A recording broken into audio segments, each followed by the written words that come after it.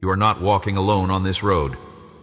Already in step beside you is the one who is himself the strength you have been trying to manufacture, not the kind you keep trying to summon inside the bathroom mirror before leaving the house, not the kind a louder voice keeps telling you a real believer would already have, not the kind measured in the postures of sturdier-looking people across any room, a different kind, a given one, poured into the side of a child whose feet are still moving, even when the legs have forgotten how to feel. Stay near as these next few minutes unfold. By the time these few minutes end, I'm going to take out from the inner pocket of my coat one short line I once had Isaiah write to a people in the middle of an exile they could not see the end of. A line shaped to hush, in this very hour, the quiet conviction you have been carrying that you must somehow generate your own fortitude before the road will let you keep going. The strength is not what I give you. The strength is who walks with you. I see you. The road has not been gentle in this season, and the body inside the shoes has been doing far more carrying than anyone around you has noticed. A mother has been getting through the day on coffee and willpower, and the willpower has been thinning lately. A father has been holding a worry about the next paycheck against the inside of his chest, like a coin he is afraid to set down. A young woman has been making it through the workday by pretending the heaviness in her shoulders is a posture and not a grief. A grown son lays awake in the dark, cataloging the responsibilities waiting for him at sunrise, and feels something inside him. Wonder whether the legs will keep moving for one more season. There is one of you reading these words right now who has not been able to name the tiredness out loud because the people around you assume you are the strong one, and the assumption itself has become another weight on the same shoulders. None of those quiet exhaustions is hidden from me. Every one of them is held in a strength larger than the load. The friend who used to ask, "How are you really doing?" stopped asking. Not out of unkindness, but because the answer always sounded like the same answer. Morning conversation with me has gone quieter, not because the love has cooled, but because the asking for strength began to feel like rubbing a sore spot. A few of you have been afraid to admit that you are running on borrowed fuel, because admitting it might mean some structure in the life would have to come undone. Every shortened prayer reached my ear. Every breath you took, instead of speaking the word "tired" out loud, was numbered. None of that hiding has cost you anything in my eyes. The hiding was the bandage of a person who has carried more than the people around them have known how to receive. A tenderness rises in me about the weariness in you that no one has yet been able to acknowledge. Not impatience, not the slightest disappointment. The very fact that you are still upright, still showing up, still loving inside a body that has been running thin.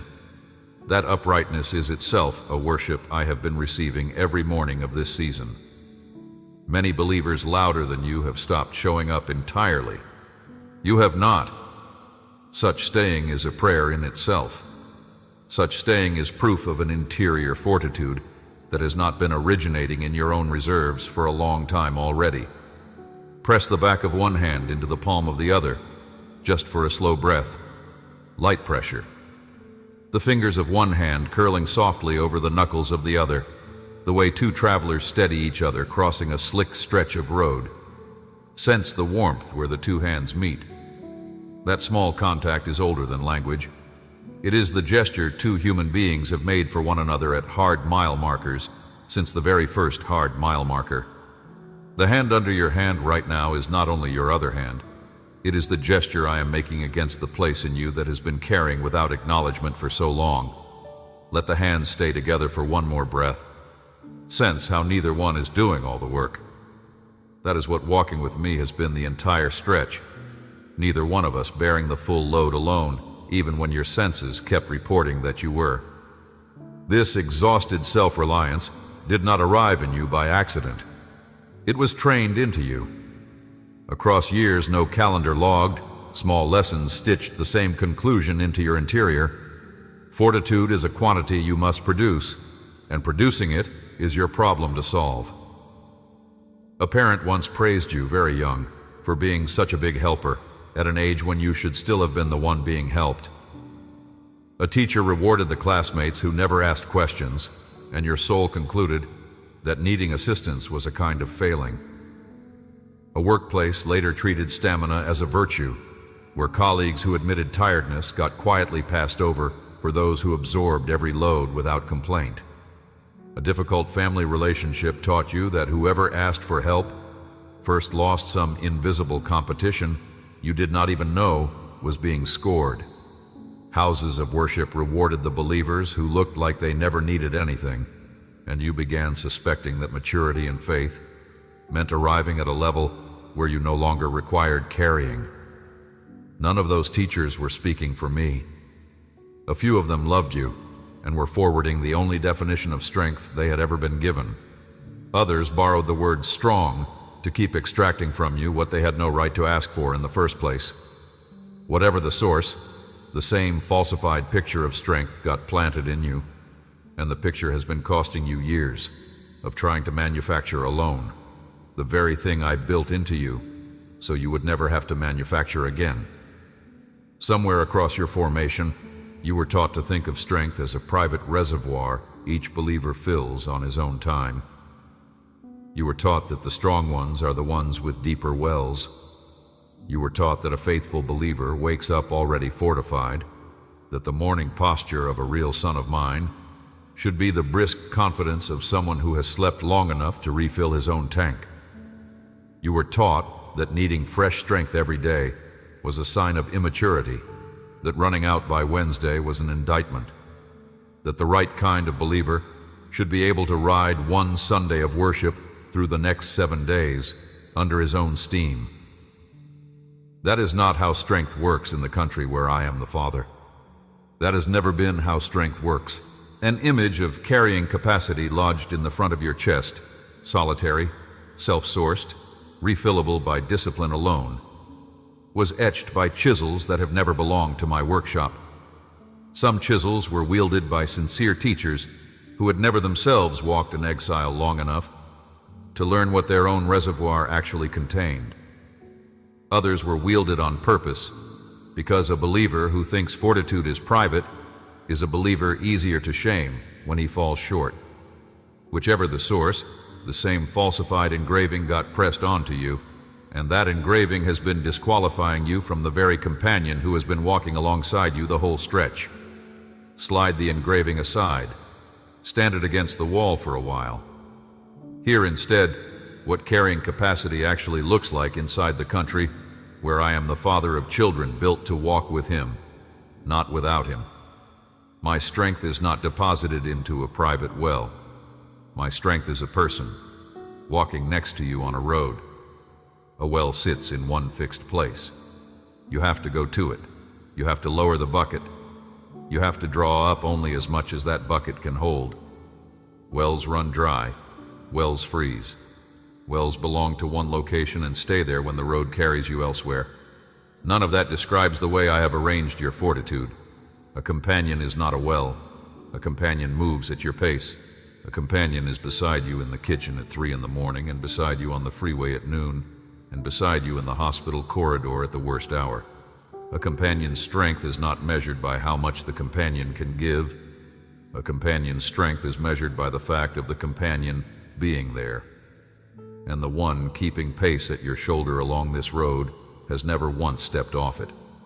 Your own resources have been measured by you with the wrong instrument. A fuel gauge has been pointed at a friendship. A fuel gauge measures whether a tank can run a vehicle for another stretch of miles. Friendships are not tanks. A friendship is steady presence of one person beside another, and presence does not get less real because some gauge reads low. Your body may keep telling you its tank is nearly empty. That gauge is not lying about the tank. It is simply measuring the wrong room. Where the carrying actually happens is the room where the companion walks, and such a room is not subject to any gauge. Place 1 foot flat against the floor beneath your chair. Press it down 1/4 inch, only that much. Feel the steadiness that pushes upward into the arch. Ground underneath you is not asking you to prove you deserve to be held. It is simply holding. Notice how the pressed down foot feels steadier than the rest of you. That is not because that foot is stronger. It is because that foot has stopped trying to hold itself up and has finally consented to be held by what was always there. Walking with me has the same shape. The foot moves, the road holds. The companion walks alongside. Strength turns out to have been a collaboration the whole stretch, and you were only allowed to feel weak so that you would finally discover the collaboration. A particular line is waiting for you, and I want to lift it out now. Take it the way its original hearers took it, not as a polished verse on a Sunday screen, but as the wax-sealed message carried on foot into a refugee camp, read aloud over a circle of tired people who had every visible reason to think their reserves were finished. I had a prophet named Isaiah carry this one to a defeated nation early in their exile, an audience whose walls lay broken and whose children had been led off in chains. An immediate promise of victory was not what they required. What they required was a hand firm under the elbow while they kept walking. Listen to what I spoke through him. Isaiah chapter 41, verse 10. Fear not, for I am with you. Be not dismayed, for I am your God. I will strengthen you. I will help you. I will uphold you with my righteous right hand. Move through it unhurriedly alongside me. More lives in this short line than any first pass will catch. Fear not. Notice the opening two words. I did not begin with be stronger. I did not begin with try harder. I did not begin with produce more endurance and then we will talk. I began with fear not. The first thing a father says to a tired child is not a demand for more output. The first thing a father says is a hand on the shoulder. Fear not. That phrase is not a command to manufacture courage. That phrase is the announcement that the reason for the fear has already been addressed. Fear is the body's response to walking a road alone. Fear not, because the loneliness was a misreading. You have never been on this road by yourself, for I am with you. Listen to the reason, not for you have grown enough, not for you have prayed long enough, not for your last week of obedience earned this benefit, for I am with you. The reason your fear can come down is not located inside your performance. The reason is located inside my proximity. With you, right now, in the room where you are reading, on the road you have been walking, in the kitchen where the bills are, in the hospital corridor, in the bedroom where the silence has been the loudest, with you. Not behind you watching, not ahead of you waiting, with you at your shoulder on the same patch of ground your foot is standing on. Be not dismayed. Hear the gentleness of that second clause. The verb is releasing, not scolding. A father is not embarrassed that the road has been hard enough to dismay you. A father is simply letting you know that the dismay does not have to keep its grip, because the reason for the dismay has been answered. Whatever has been threatening to dismantle the upright posture in you has already been seen by the one walking beside you, and the one walking beside you has not been dismayed himself for a single second. For I am your God. Hold those four words a beat. Not a God, not an aloof one, not an absent one. Your God. The one whose name is on the front of your story. The one who knew the shape of your shoulders before your shoulders were given to you. The one whose voice you have known since the inside of your mother's body. That kind of God is not an outside party reviewing your case. That kind of God is the one whose own honor is bound up in your arrival at the end of this road. He cannot afford to let you collapse, because his name is on the destination as much as it is on the starting line. I will strengthen you. Weigh that verb. Will, not might, not could, not perhaps under sufficiently favorable inner conditions. Will. The strengthening is a verb that belongs to me, not a result that must be produced by you. The verb is active, and it is mine. You do not have to strengthen yourself in order to receive the strengthening. The receiving is the whole task. A child does not strengthen himself before a father feeds him. A father feeds, the child eats. The strength shows up afterward, not because the child performed strength first, but because the food was administered by the father. I will help you. Hear how plain that is. No theology, no ornament, just the bare promise of one person to another. I will help you. Help is the smallest, most universal kindness a parent offers a child. Help is what a father says when his son cannot lift the box alone. Help is what a father says when his daughter cannot reach the high shelf. Help is the verb of a person who refuses to let his child stand alone in front of a task that is too big. The promise in this sentence is not the promise of removal of the task. The promise is the promise of company at the task. I am not taking the road away from you. I am walking it with you. The walking with is the help.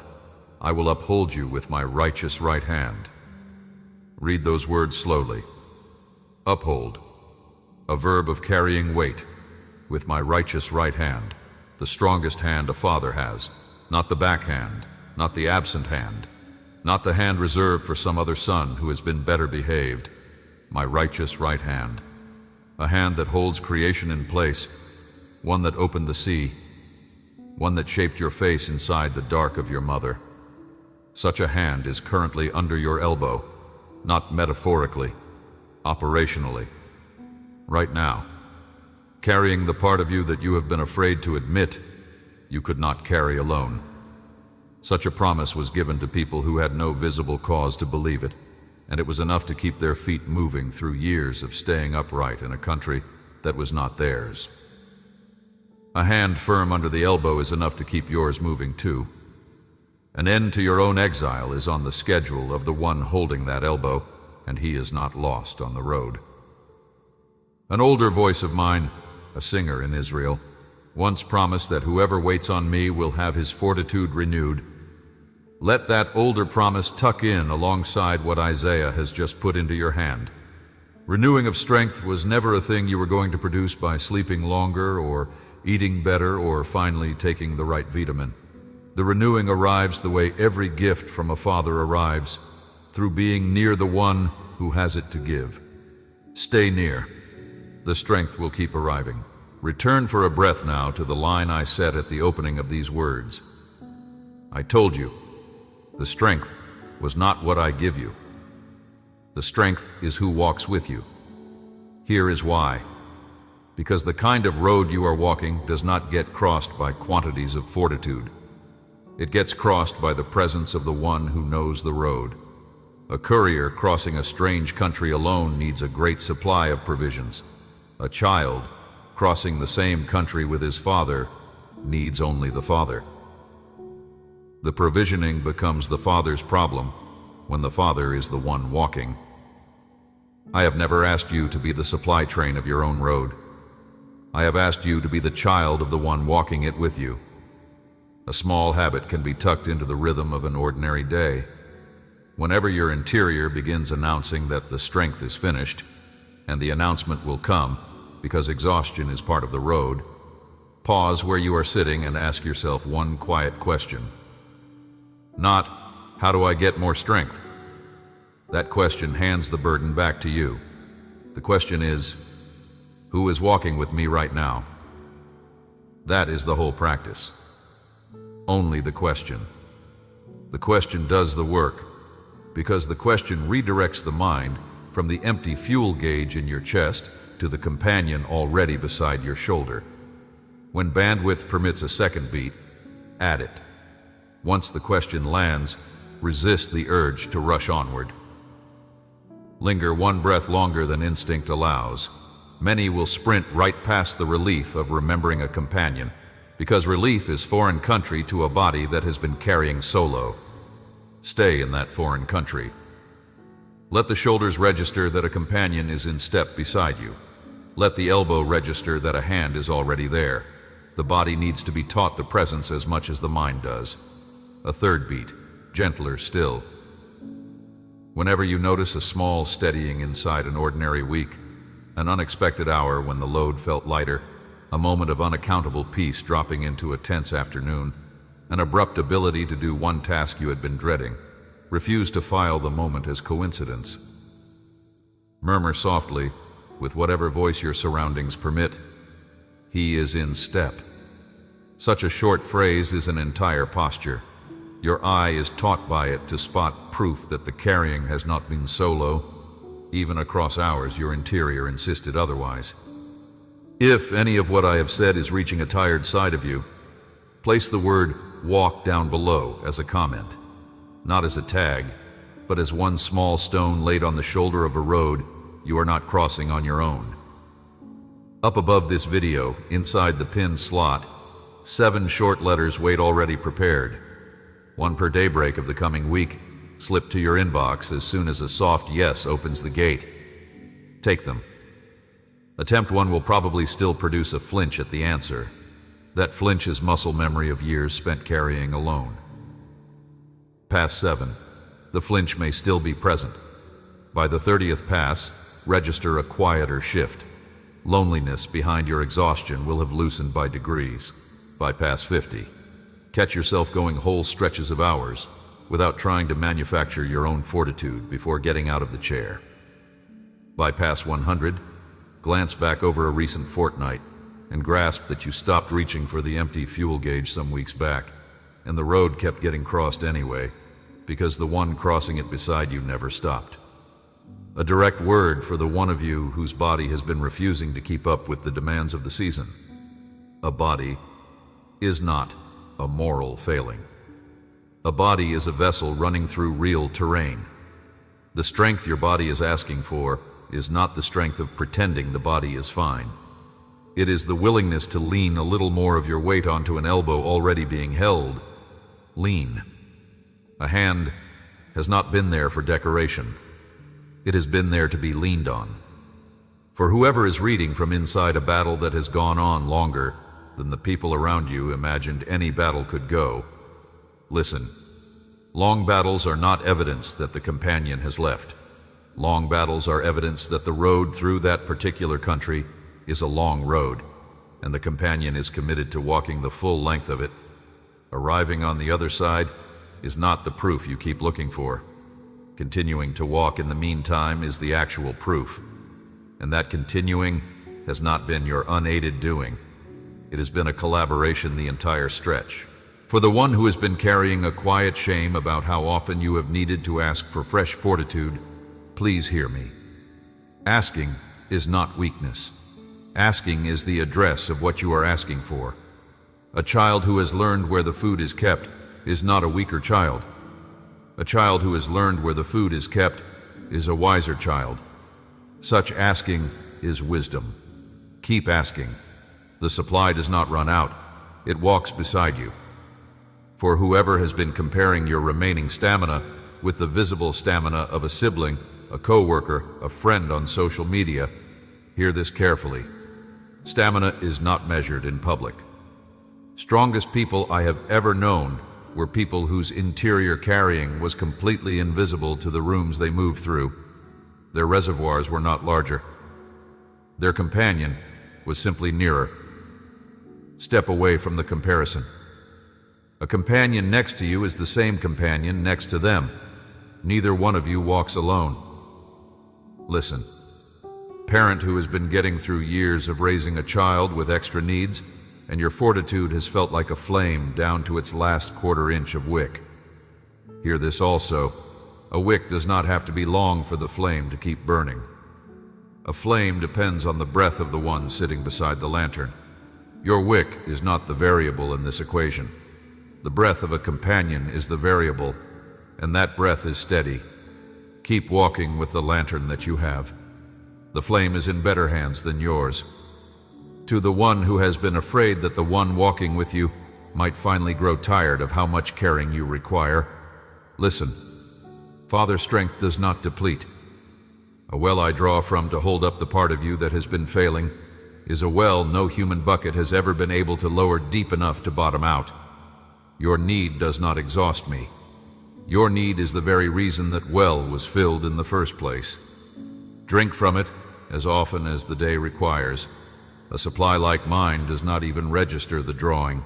And whoever among you is currently in a kinder stretch, where the road is smoother and your fortitude feels more available, hear one final word. Smoothness carries its own subtle danger. A risk inside any smoother stretch is the quiet drift toward believing your carrying capacity is finally your own. Keep walking by the same companion across the smoother seasons. A child who learns to walk by the Father's hand in the easy years is the same child who knows where the hand is in the hard years. Practice the leaning even when the leaning seems unnecessary. The hand likes to be reached for. The reaching is the relationship. Sow one quiet sentence into the lining of the ordinary week ahead of you.